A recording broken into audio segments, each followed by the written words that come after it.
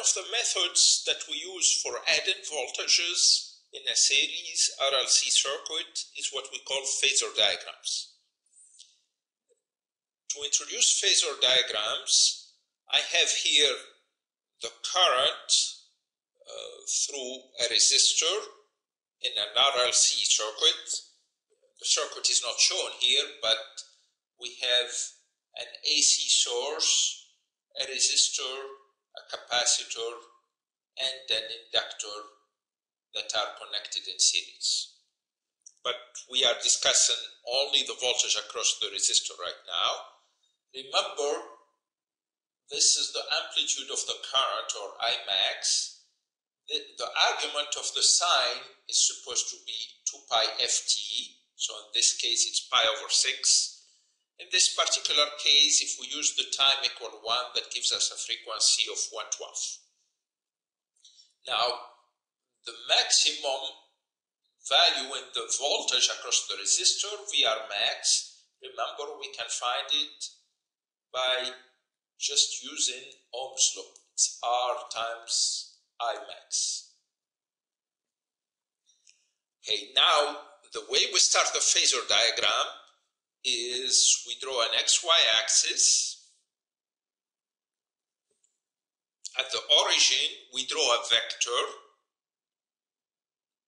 whose length is V max across that component, in this case the resistance. The vertical component of that vector, the Y component, is going to be equal to the value of our voltage at that instant. For example, at time equal 1 in this particular case, my voltage across the resistor is VR max sine of pi 6. At time t equal 2, my vector is here now. So you notice, since it is here, my vertical component is sine of pi over 3 now. This is still the same, it just rotated a little more. The vertical component again is the instantaneous value of the voltage, and the length of the vector is V max across that component. Now here, another time, you notice that my vertical component now is the overall VR max, since the argument becomes pi over 2, but we keep on going. Now, in general, if the voltage across the resistor is drawn like this, the inductor, since it leads the voltage across the resistance by 90 degrees, it's going to be here, making 90 degrees with VR. The capacitor, since it lags, it's going to be here, 90 degrees below VR. Now, of course, as time progresses, this whole contraption is going to rotate. In the first graph, now, I'm not going to try to erase all of what I have written.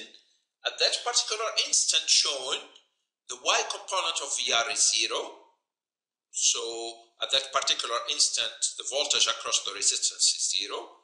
The voltage across the inductor is just VL max. The voltage across the capacitor is VC max.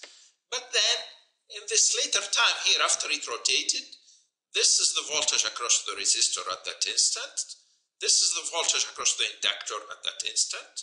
And this is the voltage across the capacitor at that instant.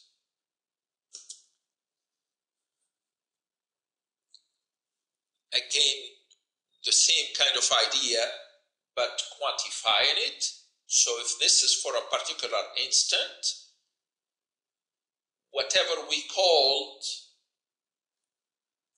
in here as VR, it is actually I max R sine of 2 pi ft.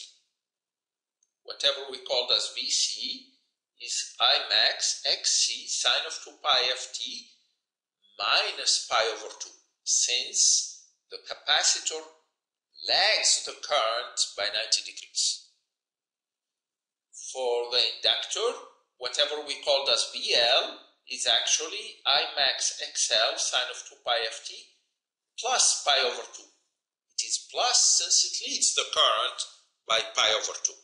And these are their expressions.